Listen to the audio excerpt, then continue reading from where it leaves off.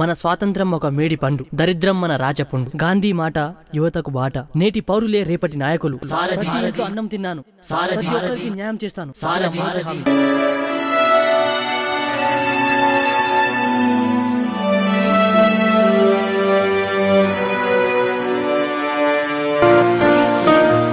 న్యాయం కోసం కోర్టు మెట్లు ఎక్కడము కాదు, న్యాయ దేవతే మెట్లు దిగి రావాలి. తీర్పు చెప్పవలసింది కోర్టులో కాదు, ఇంటి ముందు.